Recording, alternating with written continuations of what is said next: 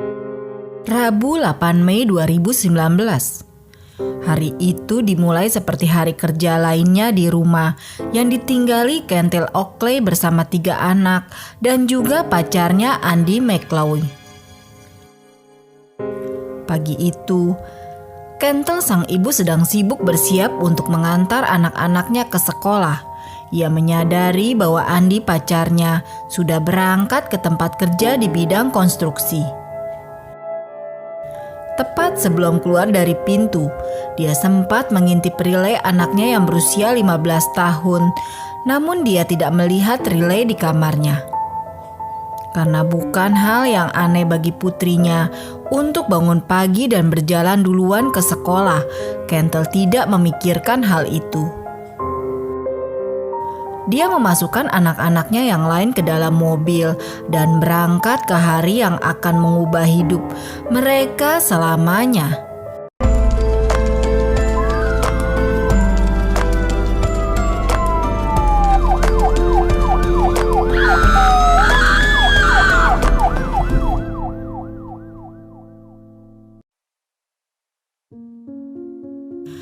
Riley Crossman adalah seorang anak berusia 15 tahun yang cantik dari Virginia Barat, Amerika Serikat.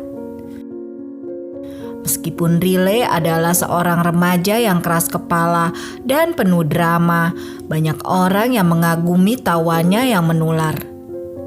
Dia berusaha keras untuk membuat semua orang bahagia. Pada tahun 2019, Riley berpacaran dengan teman sekolahnya yang bernama Hayden yang menyayanginya. Orang tua Riley memujanya dan sangat senang karena Riley telah menemukan seorang anak yang manis. Pada pukul 15.30 di hari itu, Ibu Kentil menelepon dan mengatakan bahwa Riley belum pulang. Khawatir dan marah, Kentil mencoba menghubungi Riley. Namun pesannya tidak tersampaikan dan panggilannya masuk ke pesan suara. Kentil kemudian menanyakan kepada guru sekolah dan guru tersebut memberitahukan bahwa Riley tidak masuk hari itu. Rasa paniknya meningkat pada tingkat yang mengkhawatirkan. Ia kemudian menghubungi teman-teman putrinya hanya untuk mengetahui bahwa tidak ada seorang pun yang melihat atau mendengar kabar darinya sepanjang hari. Kentil sangat khawatir. Dia tidak dapat menghubungi putrinya dan tidak ada yang tahu apa-apa tentangnya. Dia bertemu dengan Hayden di tempat parkir sekolah ketika dia kembali dari karya wisata. Dia mengatakan kepadanya bahwa dia tidak melihat atau berbicara dengan Riley sepanjang hari. Kentil kemudian kembali ke rumah untuk melihat apakah Riley ada di sana. Dia diam-diam berharap bahwa putrinya memiliki ide remaja yang memberontak dan membolos sekolah hari itu. Namun ketika Kentil tidak menemukan Riley di sana, ia merasa khawatir dan takut. Dia tahu ada sesuatu yang tidak beres dan bayi perempuannya dalam bahaya. Setelah melihat media sosialnya, ia menemukan bahwa ia tidak aktif sejak malam sebelumnya. Yakin bahwa ada sesuatu yang tidak beres, Kentil menelepon 911 dan mengajukan laporan kehilangan. Dia juga meminta mantan suaminya untuk membantu mencari Riley. Pada saat itu, polisi, keluarga, dan sukarelawan mencari remaja berusia 15 tahun itu. Mereka memeriksa sekolah, lingkungan sekitar, pusat komunitas, dan taman tapi tidak dapat juga ditemukan.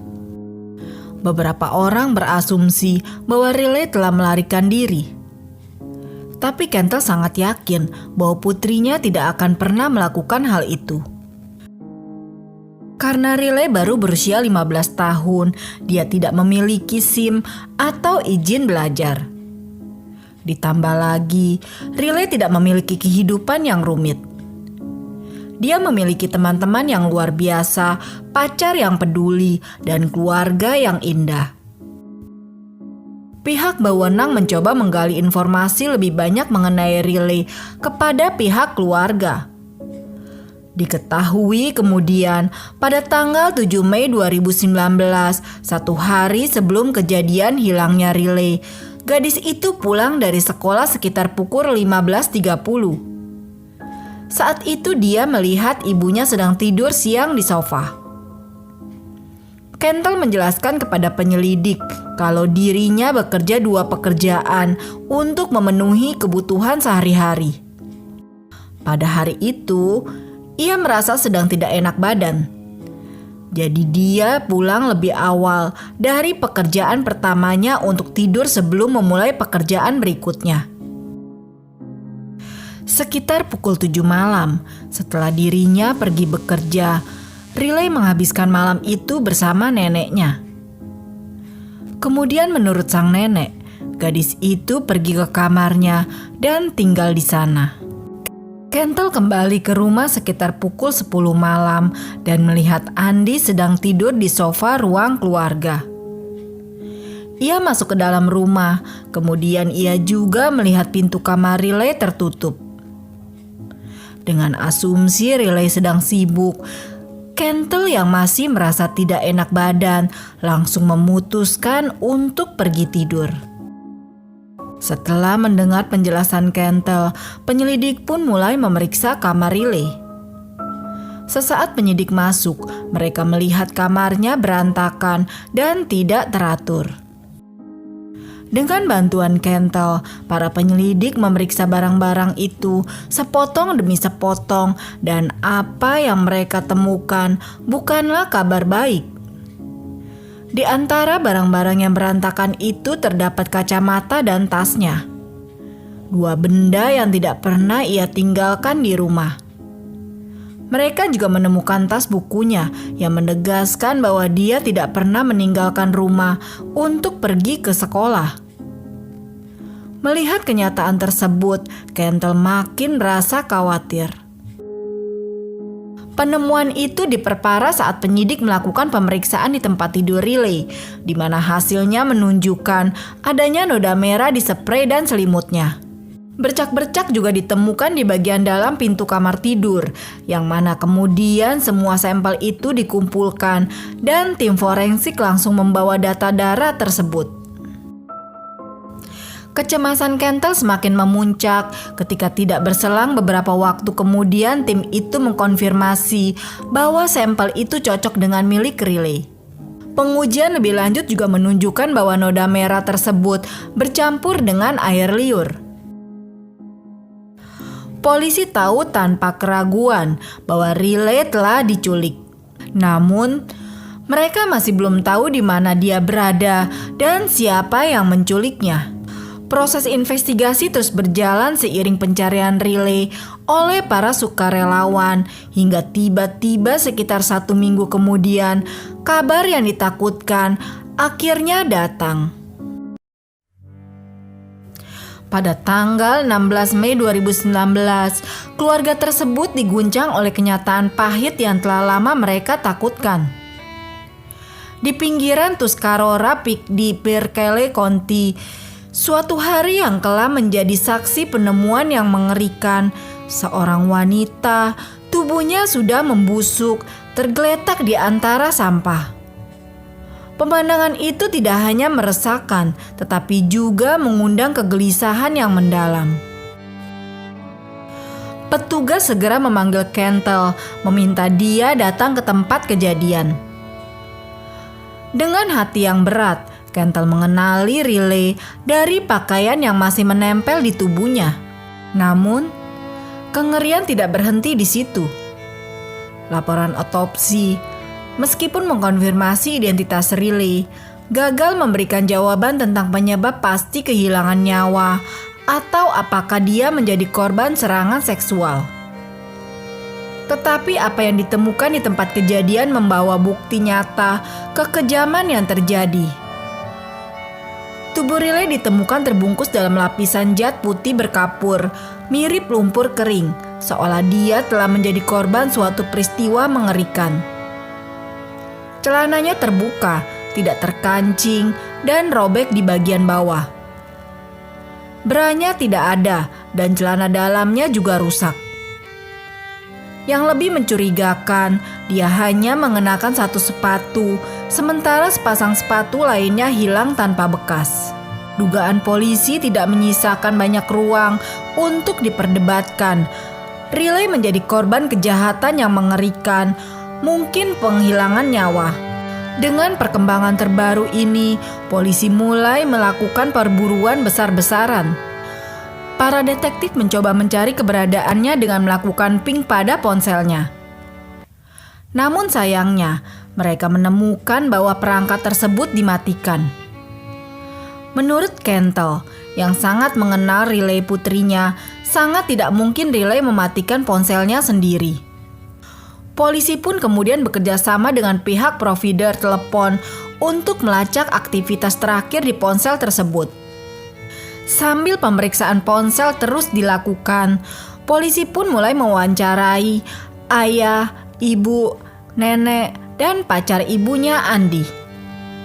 Masing-masing info diambil dari mereka sambil memverifikasi mengenai keberadaan dan alibi dari masing-masing orang dekat Riley. Dari keseluruhan wawancara, ada satu orang yang memiliki alibi yang selalu berubah-ubah. Polisi belum bisa memastikan kecurigaan tersebut, sampai akhirnya beberapa waktu kemudian data dari ponsel Riley pun akhirnya didapat oleh petugas.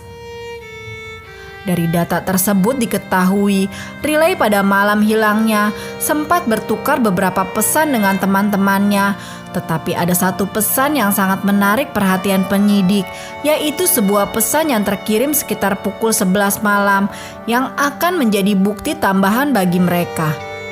Malam itu Riley mengirimkan pesan singkat kepada pacarnya. Tapi sayangnya, saat itu Hayden sudah tertidur. Pesan tersebut berbunyi, "Andy ada di kamarku. Aku takut." Polisi pun dengan cepat mencari keberadaan Andy. Curiga bahwa dia memegang kunci untuk menemukan Riley, para detektif langsung menangkap dan membawa Andy yang berusia 41 tahun untuk diinterogasi. Polisi bertanya kepada Andy tentang keberadaannya pada tanggal 8 Mei 2019. Dia pertama kali mengklaim bahwa dia berada di tempat kerja sepanjang hari. Namun, rekan-rekannya mengonfirmasi bahwa dia pergi di sela-sela waktu tersebut setidaknya selama 5 jam. Polisi menanyai Andy dan dia terus mengubah ceritanya sepanjang waktu. Pertama-tama ia mengatakan bahwa ia pergi untuk membeli kokain dari seorang pengedar. Kemudian, dia mengatakan bahwa dia pulang ke rumah untuk mengambil barang haram untuk dirinya sendiri dan rekan kerjanya. Tapi dia tidak punya alibi dan rekan kerjanya bersumpah bahwa Andy pergi menemui seorang gadis. Ketidakkonsistenan dalam cerita-cerita itu tidak menguntungkan Andy. Ditambah lagi, bukti-bukti yang lebih kuat muncul kemudian. Tetangga Kentel saat diwawancarai oleh polisi mengatakan pada hari Riley hilang, mereka melihat sebuah truk berwarna hijau di jalan masuk keluarga Crossman. Hal itu menarik perhatiannya karena Kentel sedang bekerja dan Andy tidak memiliki SIM. Polisi pun bertanya kepada Kentel apakah dia melihat sesuatu yang aneh pada hari Riley hilang. Meskipun dia tidak terlalu memikirkannya, dia mengatakan kepada polisi bahwa reaksi Andy aneh ketika dia memberitahukan bahwa Riley hilang. Dia terlihat lebih gelisah daripada khawatir. Andy segera bergerak mencari Riley, berlari ke dalam rumah, mengambil sesuatu, dan pergi. Dia kemudian mengklaim bahwa dia pergi mencari Riley. Namun, ketika Kentel kembali ke rumah dari pencarian yang melelahkan, dia menemukan Andy sedang tidur di sofa. Sepertinya dia tidak pernah mencari Riley. Penyelidik juga berbicara dengan rekan-rekan kerja Andy. Mereka menemukan bahwa informasi dari mereka sangat berharga. Mereka yang menjemput Andy untuk perjalanan rutin pada tanggal 8 Mei tidak menyadari apapun yang aneh. Sampai pada saat itu, mereka menyadari bahwa dia sudah siap dan menunggu untuk berangkat. Hal itu tidak biasa karena biasanya mereka harus menunggu Andy untuk bersiap-siap. Mereka juga menceritakan bahwa Andy meminjam truk perusahaan pada pukul 9 pagi dengan alasan memiliki beberapa tugas yang mendesak. Namun, ia kembali pada pukul 2 siang yang membuat mereka merasa heran. Ketika truk kerja McCauley diperiksa, para penyelidik menemukan bau busuk dan jejak kapur, bahan kimia yang digunakan untuk mempercepat pembusukan. Anjing pelacak memastikan bahwa truk tersebut memang pernah digunakan untuk mengangkut jasad. Ketika polisi menunjukkan bukti-bukti yang memberatkannya, Andy mulai mengoceh secara acak. Polisi setelah mengumpulkan cukup bukti menangkap Andy atas tuduhan penghilangan nyawa tingkat pertama terhadap Riley, penyembunyian jasadnya, dan pelecehan terhadap anak. Kasus yang sangat dinanti-nantikan ini mulai disidangkan pada September 2021, 28 bulan setelah penghilangan nyawa Bruta Riley.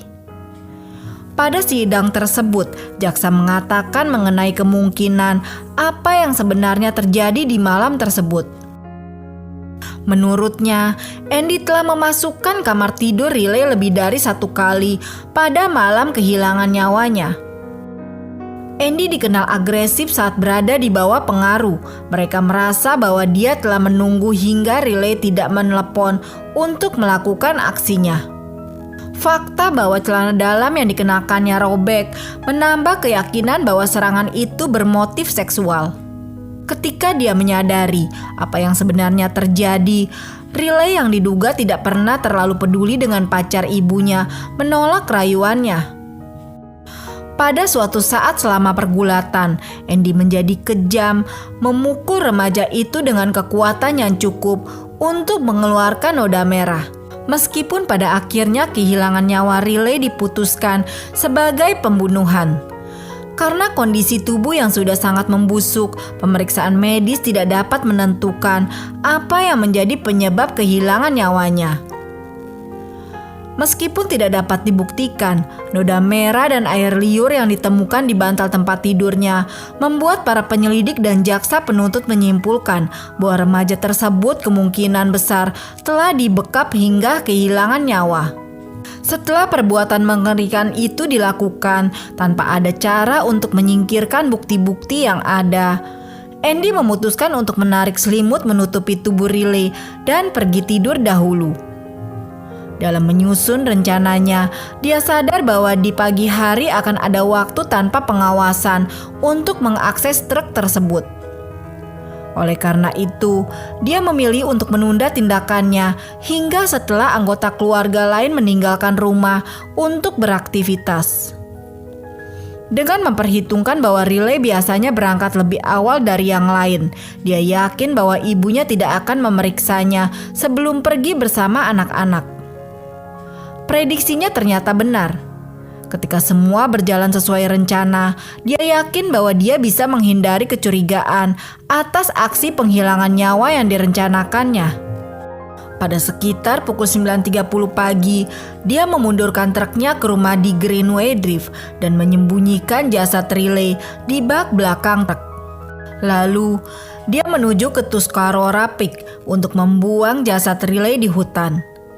Dia yakin bahwa dia telah mengatasi semua kemungkinan, tapi tidak menyadari bahwa gerakannya terekam oleh kamera keamanan. Pertama, saat dia melewati sebuah sekolah dan kemudian di sebuah toko yang menghadap ke jalan menuju gunung tempat jasadnya ditemukan lebih cepat dari yang dia kira. Ketika rekaman kamera ditujukan kepadanya, dia berdalih bahwa dia meminjam truk itu bukan untuk menyembunyikan jasadnya, tetapi untuk membeli kokain. Namun, ketika diberitahu bahwa jalurnya cocok dengan yang digunakan penghilangan nyawa Riley, dia mengubah ceritanya lagi. Kali ini dia mengklaim pergi ke gunung untuk berburu. tetapi para detektif tidak terkecoh. Pada bulan Oktober 2021, setelah 2 tahun yang panjang dalam pertikaian hukum, juri Morgan County memutuskan bahwa Andy bersalah atas penghilangan nyawa tingkat pertama dalam penghilangan nyawa tidak masuk akal terhadap Riley Crossman dan menjatuhkan hukuman penjara seumur hidup. Dia juga dihukum atas tuduhan terpisah atas pelecehan anak yang mengakibatkan kehilangan nyawanya, yang mana dia menerima hukuman seumur hidup yang kedua. Meskipun tim pembela telah mengajukan mosi yang meminta agar klien mereka diizinkan untuk menjalani hukuman secara bersamaan yang akan membuka peluang pembebasannya di masa depan, hakim yang mengawasi kasus ini menolak permintaan tersebut. Alih-alih mengambil resiko bahwa suatu hari Andy dapat dibebaskan di hadapan publik yang tidak menaruh curiga, Hakim Pengadilan Sirkuit Debra McLaughlin memutuskan bahwa hukuman akan dijalankan secara berurutan yang memastikan bahwa penghilangan nyawa Riley akan menghabiskan sisa hidupnya di balik jeruji besi. Sementara anggota keluarga Riley yang lain, termasuk ibu dan adik-adiknya, merasa tidak mampu bertahan tinggal di rumah yang sama di mana putrinya mereka meninggalkan karena tindakan mantan pacarnya. Kendall memutuskan untuk mengemas barang-barang mereka dan pindah ke lokasi yang dirahasiakan.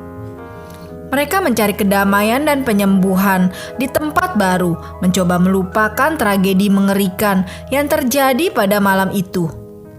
Rumah yang ditinggalkan yang menjadi saksi bisu dari peristiwa yang tragis pada musim semi akhirnya dihancurkan pada tahun 2021. Dengan tiada bekas, rumah itu menjadi simbol penutup dari babak yang kelam, sementara keluarga Riley berusaha menemukan cahaya di tengah kegelapan yang menyesakkan mereka.